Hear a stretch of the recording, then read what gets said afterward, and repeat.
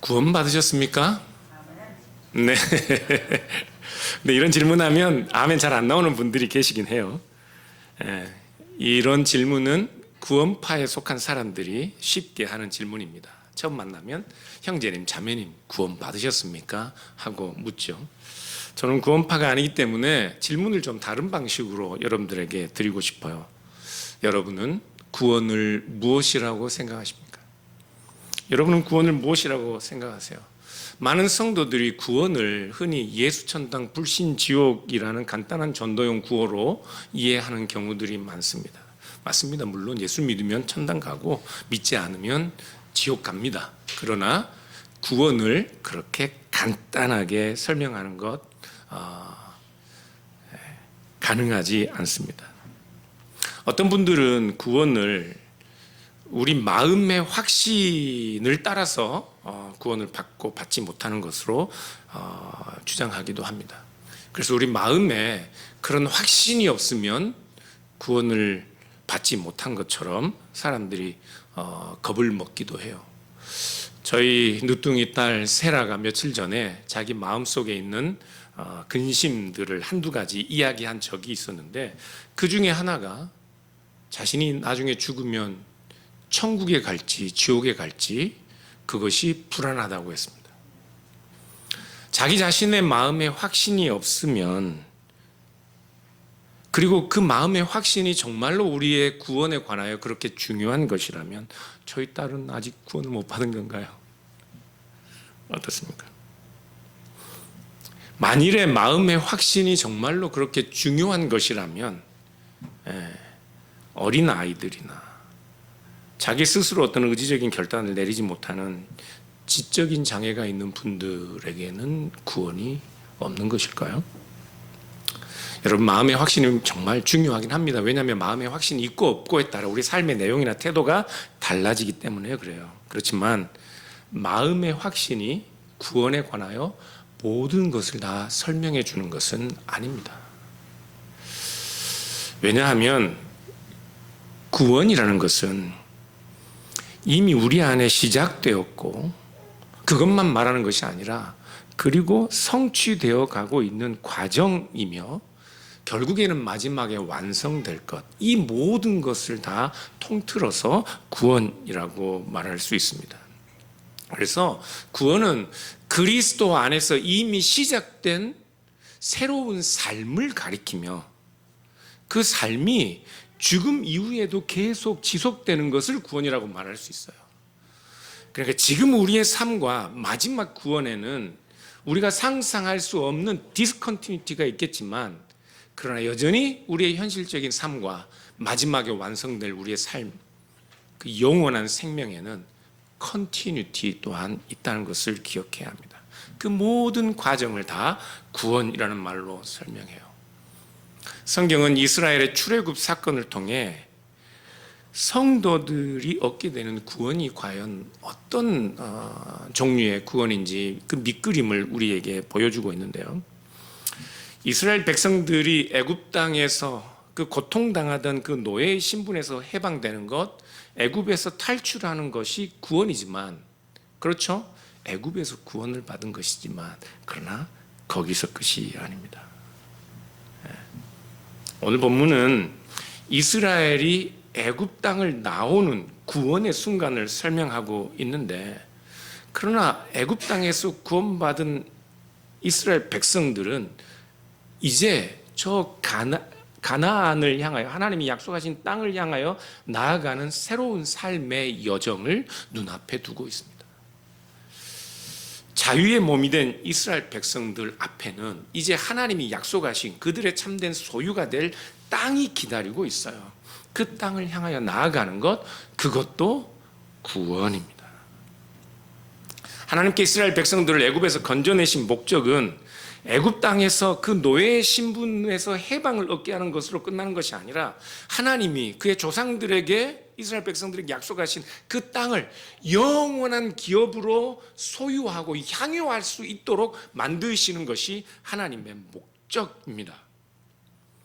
우리가 우리의 마음에 확신이 있고 예수 그리스도를 믿는 믿음이 우리 안에 생겼다면 그것으로 구원받은 것이 끝나는 것이 아니라 저 영원한 생명을 우리가 소유하고 누릴 수 있는 존재들로 만들어가는 그 모든 과정들이 다 구원이에요. 그것을 다 구원이라는 말로 설명하는 겁니다.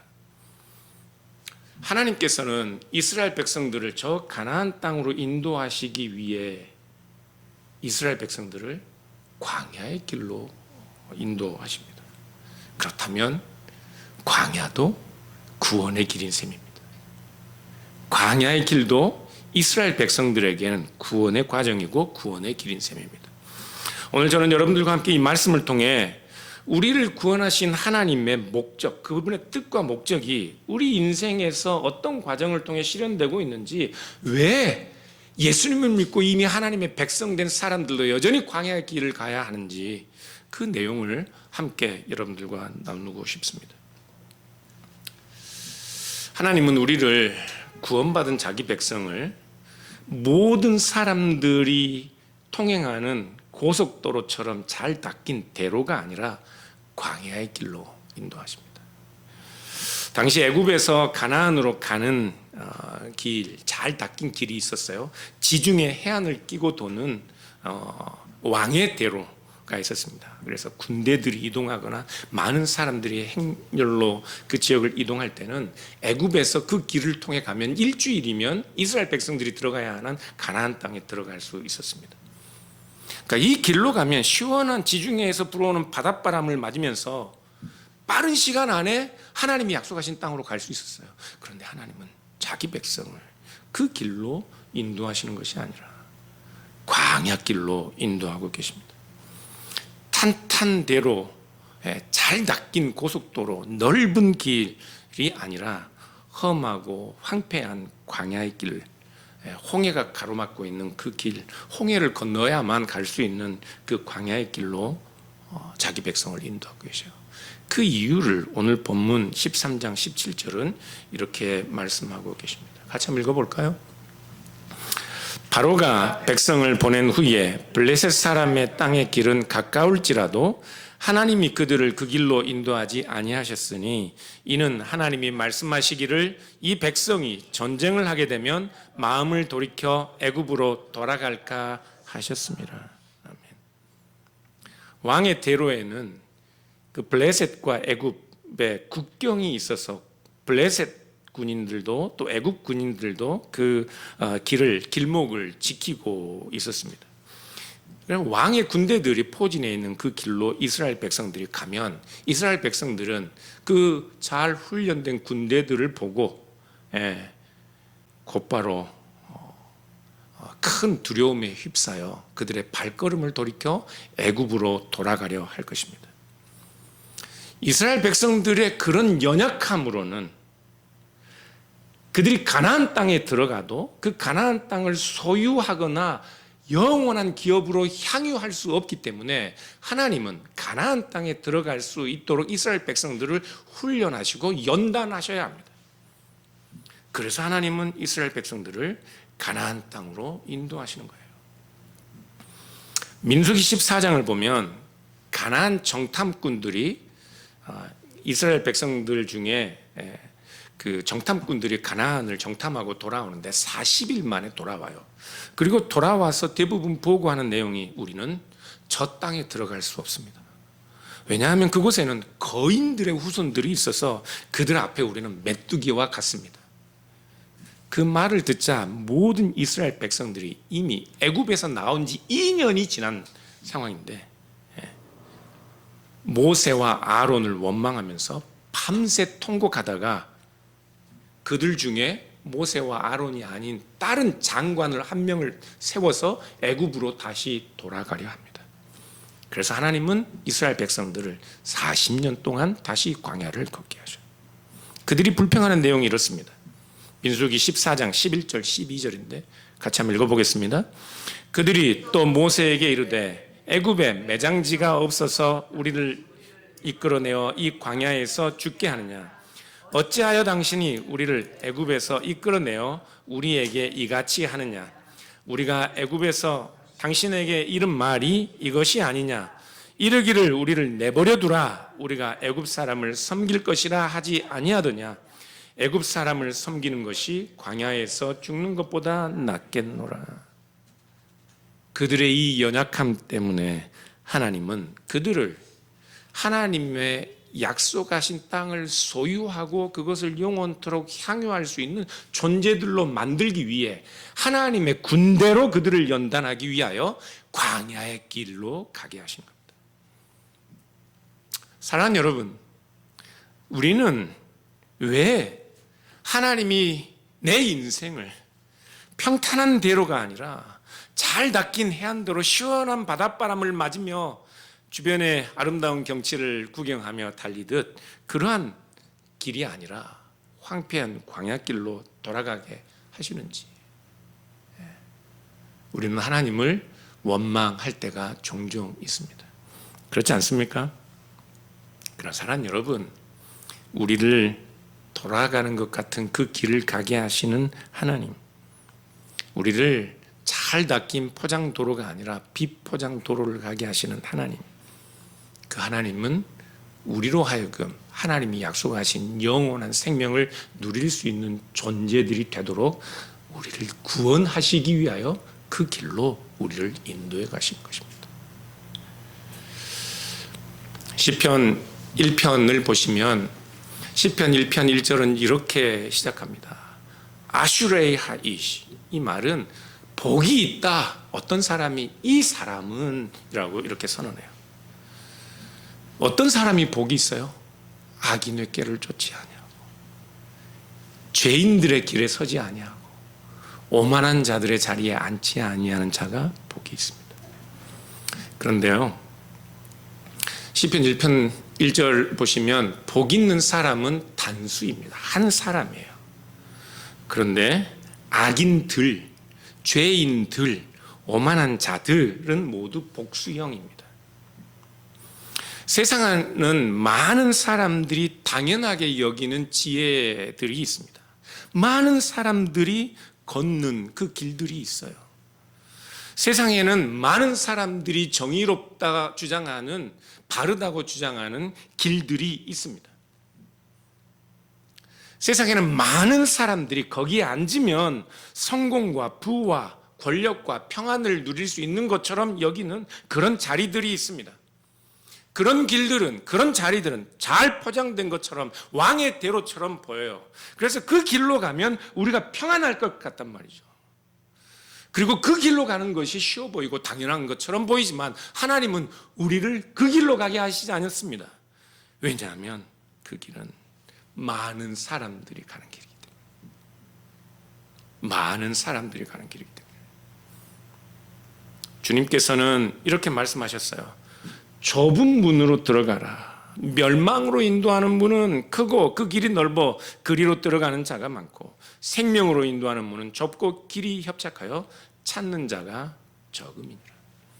복 있는 사람은 악인들의 꾀를 쫓지 아니하고 오만한 자들의 죄인들의 길에 서지 아니하고 오만한 자들의 자리에 앉지 아니하는 그 사람은 오직 여호와의 율법을 즐거워하여 주야로 여호와의 율법을 묵상하는 사람들. 많은 사람들이 가는 길, 쉽고 평안해 보이지 않는 길, 그 길에서 우리는 하나님의 말씀만이 우리의 참된 위로이고 능력이고 소망됨을 배우는 그 자리로 하나님이 우리를 인도하신다고요. 그러나 사랑하는 여러분, 그 힘들고 거친 광야에 놀라운 기적이 있습니다. 그 길은 하나님의 구름 기둥과 불 기둥이 인도하시는 길입니다. 이 광야에서 우리는 우리의 죄를 대면하여 싸우고 우리의 연약함을 발견하고 우리의 욕망을 경험하고, 그래서 이 광야에서 비로소 우리는 사람이 떡으로만 사는 것이 아니라 하나님께서 주시는 만나, 하나님의 입에서 나오는 말씀으로 산다는 사실을 깨닫습니다. 그래서 우리에게 약속하신 저 영원한 생명을 우리는 지금 여기에서도 미리 맛볼 수 있으며, 여기에서 그 말씀, 그 생명을 맛보는 우리의 삶이 마지막 날 그리스도의 재림과 함께 영원토록 지속되는 것이라며. 제가 전에 있던 교회에서 함께 제가 어른처럼 섬기던 연로하신 목사님이 계십니다. 은퇴하신 목사님이 저희 교회로 오셨는데, 목사들이 은퇴하면 갈 교회가 없어요. 왜냐하면 은퇴한 목사님들 반기지 않아요. 그 목사님의 풍부한 목회의 경험들이 이 젊은 목사들에겐 방해가 될 때가 있거든요. 그래서 제가 잘 압니다, 그 목사님들의 애로를. 그래서 그분은 저희 교회로 오시게 했어요. 교회 아버지처럼 제가 생겼습니다. 그분은 20대 후반에 결혼해서 큰 건축업을 시작했는데 생각 외로 건축업이 성공했습니다. 교회를 안 다녔죠. 사모님이신 그분은 지금은 목사님이셨던 그분을 위해서 매일 새벽마다 구원해 달라고 기도를 드렸습니다. 그런데 어느 날 그분의 얼굴이 검은빛으로 변하고 몸이 심각하게 안 좋아져서 병원에 갔더니 간경화였습니다. 3개월 이상을 못 산다. 그래서 이분이 그날 신학교로 가기로 결정을 하고 신학교 갈 준비를 하고 그렇게 기도를 했더니 그분의 생명이, 간경화는 그대로인데 3개월이 아니라 몇 개월을 지속할 수 있었다고 해요.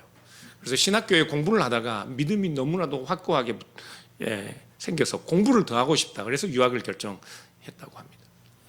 저희 교회에 오실 때 몇 개월 지나지 않아 암 말기로 정말 작은 부분만 간이 기능을 할 수 있어서 이제 얼마 사실 날이 얼마 되지 않았다 싶었는데 그분은 딱 3년만 더 살기를 원하셨습니다. 왜냐하면 막내딸이 여기서 계속해서 영주권을 준비하고 있는데 잘 되지 않았어요. 그래서 3년만 본인은 살면 된다. 그래서 어느 분의 간을 이식을 받았습니다. 그분이 그렇게 빨리 이식을 받을 수 있는 상황이 아니었어요. 그런데 그분 앞에 있던 분이 이식을 받으려 했는데 그 간을 주는 도너가 다른 췌장인가 어디 다른 부분에 암이 발견됐어요. 그래서 이 간을 이식받으면 또 암에 걸릴 수 있기 때문에 그 앞에 있던 분들이 다 이 간을 거절했습니다. 그러나 이 목사님은 3년만 살면 되기 때문에 그 간을 이식을 받으셔서 사셨어요. 며칠 전에 이야기를 들었는데 지금 LA 요양원에서 힘겨운 그런 생과 사를 오고 가는 그 투쟁을 하고 계시다는 이야기를 들었습니다. 그분이 언젠가 그런 말씀을 하셨어요. 그때 본인이 간경화가 아니었으면, 그렇게 심각한 위기가 아니었으면 자기가 과연 발걸음을 돌려 하나님 앞에 나올 수 있었겠느냐. 그가 걸어야 했던 광야의 길은 하나님이 그의 생명을, 그에게 영원한 생명을 주시기 위하여 그를 구원한 하나님의 사랑의 길이었습니다. 지난주에 가서 제가 만난 장로님들 중에 한 분은 마라톤을 평생 하시는 분이었습니다. 60대 후반의 장로님이셨는데 26.2마일 풀코스 마라톤을 달리십니다. 28년 동안 달리셨다고 해요. 지금도 마라톤 경기가 있으면 전 세계 어디를, 그래서 그분의 이메일이 50 country, 50 states예요. 50개국과 50개 주에 있는 마라톤은 언제나 달리기 때문에 1년에 몇 번씩 달려요. 그런데 그분이 지금도 매일 아침마다 10마일씩을 달린다고 해요. 대단하죠. 아주 건강하시고 교회 일도 그 연세에 열심히 하시는 분입니다. 그런데 그분이 마라톤을 그냥 취미 생활로 시작한 게 아니래요. 젊어서 그분 나이가 28살, 28년 전에 그분이 친구분과 동업을 했는데 친구분에게 사기를 당해서 전 재산을 날렸대요. 그래서 워싱턴 DC에 흐르는 큰 강이 있는데 그 강에 가끔 사람들이 뛰어내리기도 한다고 하더라고요. 그분도 그곳에서 몸을 던질 생각을 여러 차례 했다고 합니다. 정말 살 소망이 없었다고 해요. 그런데 어느 분이 이분에게 마라톤을 해보라고 했대요. 당신이 힘든 만큼 힘든 운동이 필요할 거라고. 그래서 마라톤을 시작했다고 합니다.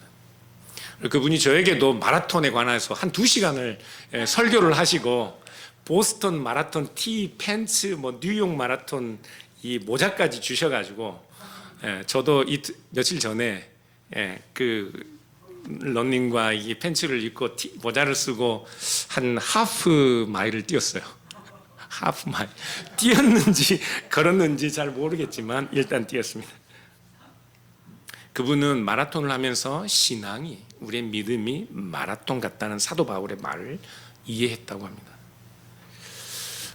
마라톤은 오르막길만 있는 것도 아니고 내리막길만 있는 것도 아니래요. 근데 내리막길만, 쉬운 길만 있으면 오히려 더 페이스를 잃어버리기 때문에 오래 뛰기가 힘들다고 합니다.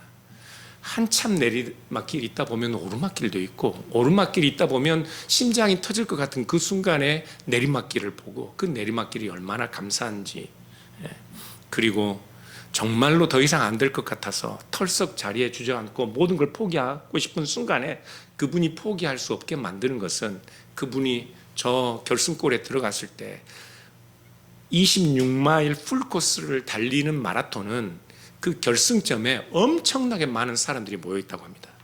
그래서 들어오는 사람들만한 누구든지 엄청난 환호와 열광적인 박수로 그분들을 맞이한다고 해요. 그래서 그 마지막 결승점에 자신을 환호하고 반겨주는 사람들의 그 목소리 때문에 포기하지 못한다고 합니다. 그러면서 그분 하신 말씀이, 그 결승골에 열렬하게 자기를 환영해 주는 그 장면들이 마치 자신이 달려갈 모든 길을 마치고 주님 앞에 섰을 때 그 천국의 천군 천사와 그와 동행했던 모든 사람들이 자기를 그렇게 열렬하게 반겨줄 것을, 자신은 그것이 자신의 믿음이고 자신의 삶이라는 것을 달릴 때마다 리마인드 한다고 해요. 그래서 자신이 28년 전에 그 깊은 강에 몸을 던지려고 했던 그 절체절명의 위기가 오히려 하나님이 자기를 살리기 위하여 인도하시는 광야의 길이 아니었는가, 그렇게 고백하는 것을 들었습니다. 사랑하는 여러분, 이 광야길은 물도 없고 애굽의 기름진 음식도 없는 곳이지만, 그러나 그곳에서 우리는 비로소 배웁니다. 이 길에 하나님의 구름 기둥, 불 기둥이 우리를 인도하고 계시며, 결국 이 길을 통해 하나님이 우리에게 영원한 생명을 소유하고 향유하도록 하시는 하나님의 뜻을 우리는 이 광야길에서 발견하는 겁니다. 여러분들 혹시 광야 같은 길을 걷고 계신 분 계십니까? 압니다. 여러분들 힘들고 어렵게 지금 버티며 가고 계신 그 길들, 저도 여러분들 위해서 기도할 때마다 아픈 마음으로 위해서 기도합니다. 그러나 사랑하는 여러분, 그 길은 저도 아니면 우리 주변에 어떤 힘 있는 사람도 여러분에게 줄 수 없는 영원한 생명, 하나님이 약속하신 그 생명을 하나님이 여러분들에게 선물처럼 주시기 위하여 하나님이 앞서서 행하시는 길입니다. 그 길에서 구원의 찬가를 부르십시오. 포기하지 마십시오. 절망하지 마십시오. 하나님의 율법을 즐거워하며 그의 말씀이 여러분의 삶을 인도하시기를 위해 기도하고 애쓰시기 바랍니다. 출애굽기 13장 19절을 보면 모세가 애굽을 떠날 때 챙긴 아주 특별한 물건이 있습니다. 그것은 다름 아니라 수백 년 전에 죽었던 요셉의 유골이었습니다. 요셉은 애굽의 총리로 모든 부귀 영화를 그곳에서 누렸고 애굽을 자기 자신의 고향처럼 살았지만 그는 죽을 때 이렇게 유언했습니다. 창세기 50장 24절 25절인데요. 같이 한번 읽어보겠습니다. 우리 개역개정인데 같이 읽어보겠습니다. 요셉이 그의 형제들에게 이르되 나는 죽을 것이나 하나님이 당신들을 돌보시고 당신들을 이 땅에서 인도하여 내사 아브라함과 이삭과 야곱에게 맹세하신 땅에 이르게 하시리라 하고, 요셉이 또 이스라엘 자손에게 맹세하여 이르기를 하나님이 반드시 당신들을 돌보시리니 당신들은 여기서 내 해골을 메고 올라가겠다 하라 하였더라. 지금 본문에서 요셉의 유언 중에 하나님이 당신들을 돌보시고 라는 단어가 오늘 본문에도 나옵니다. 출애굽기 13장 19절에 하나님이 반드시 너희를 찾아오시리니 라는 그 말씀입니다. 그래서 제가 오늘 우리가 읽었던 성경 본문을 번역을 하나님이 반드시 너희를 찾아오시리니로 번역했습니다. 한글 개역 성경은 예전 성경은 너희를 권면하시면, 지금은 돌아보시면 이렇게 번역하고 있는데, 하나님이 반드시 너희를 찾아오시면 그때 내 혈구를 메고 하나님이 우리 조상들에게 약속하신 땅으로 올라가라, 그렇게 당부하였습니다. 요셉은 믿음으로 자신의 본향을 바라보았습니다. 요셉은 믿음으로 하나님께서 주신 그 약속이 반드시 성취될 때를 보았습니다. 요셉은 하나님께서 반드시 자기 백성을 찾아오기로 약속하신 그 하나님이 반드시 찾아올 것으로 믿었습니다. 그리고 요셉의 믿음대로, 요셉의 예언대로 반드시 이스라엘 백성들에게 찾아오겠다, 돌아오겠다고 하신 하나님의 약속대로 하나님은 이스라엘 백성들에게 돌아오셨습니다. 찾아오셨습니다.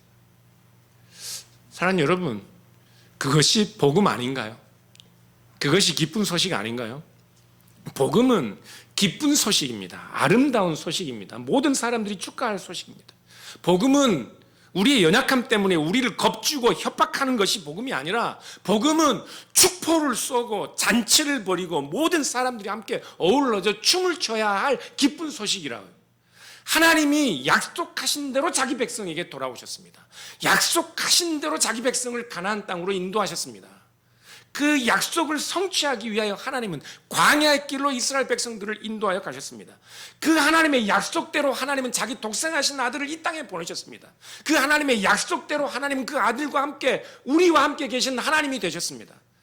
이스라엘 백성들을 광야의 길을 걷게 하실 때 구름 기둥과 불 기둥이 인도하셨던 것처럼, 지금 우리가 가는 광야의 길에는 우리에게 약속대로 오신 하나님, 우리 주 예수 그리스도의 십자가와 부활하신 그리스도의 영이신 성령께서 우리를 인도하고 계십니다. 하나님의 약속이 이스라엘 백성들에게 성취된 것처럼, 하나님께서 우리를 죄와 영원한 사망과 형벌에서 건지시겠다 하신 그 하나님의 약속이, 창세기 3장 15절에 여자의 후손에 된 그 약속이 수천 년 역사를 거슬러 그 하나님의 뜻을 그 어느 누구도 방해할 수 없듯이 자기 독생하신 아들과 함께 이 땅에 오셔서 우리의 하나님이 되시고 우리를 저 영원한 생명의 나라로 인도하고 계십니다. 그러나 사랑하는 여러분, 믿음이란 자기를 믿는 것이 아니에요. 하물며 우리의 마음도 겹겹이 우리가 알 수 없어요. 사람의 마음만큼 복잡한 것이 어디에 있고, 그렇지 않습니까? 오늘 내가 예수님 믿고 구원받았다는 그 확신이 있지만 내일 내 마음들이 어떻게 변할지 모른다고요. 우리의 믿음은 확신 있는 나를 믿는 것이 아니라, 나를 겨냥하고 있는 것이 아니라, 나의 상황과 처지를 불쌍히 여기시는 하나님이 예수 그리스도 안에서 우리에게 약속하신 대로 우리를 포기하지 아니하시고 우리에게 오셔서 반드시 그의 그 거룩한 성령께서 우리를 권면하고 싸매시고 고치시고 인도하여 하나님께서 약속하신 저 영원한 생명을 누리는 존재들이 되도록 만드시는 것, 그 하나님을 믿는 것입니다. 우리는 실패해도 하나님이 실패할 수 없어요.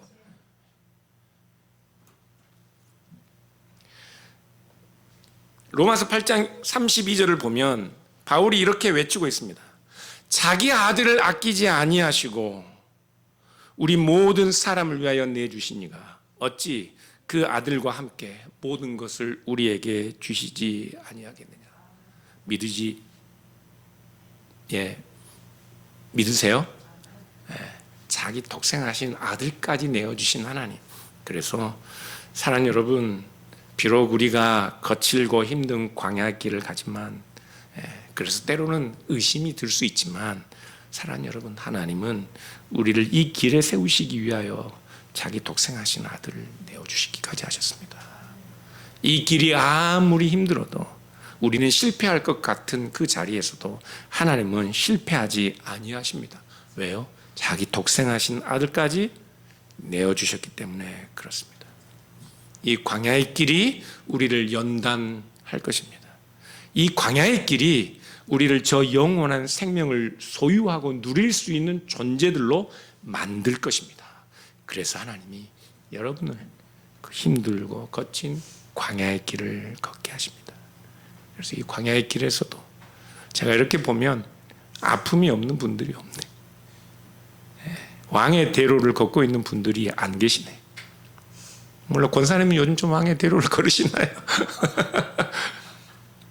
다들 힘들고 다들 여러분의 눈엔 슬픔 가득한 눈물과 탄식이 있고 남 모르는 아픔이 있고, 그러나 사랑하는 여러분, 여전히 그 모든 절망스러운 상황에도 불구하고 이 자리에 여러분들이 예배하는 자로 서 있다는 것, 하나님의 구름기둥과 불기둥이 여러분들을 지키셨기 때문이 그렇습니다. 그 하나님의 인도하심이 저 영원한 생명에 이르기까지 여러분을 인도하실 것입니다. 우리 이 시간 같이 기도했으면 좋겠습니다. 우리가 지금 당장 왕의 대로처럼 잘 닦인 평지를 걷는 것이 아니지만, 사랑하는 여러분, 우리가 멀리 돌아가는 것 같은 이 광야의 길, 그 길이 하나님 우리를 위하여 준비하신 생명의 길이라는 사실을 이 시간 여러분들이 믿으셨으면 좋겠습니다.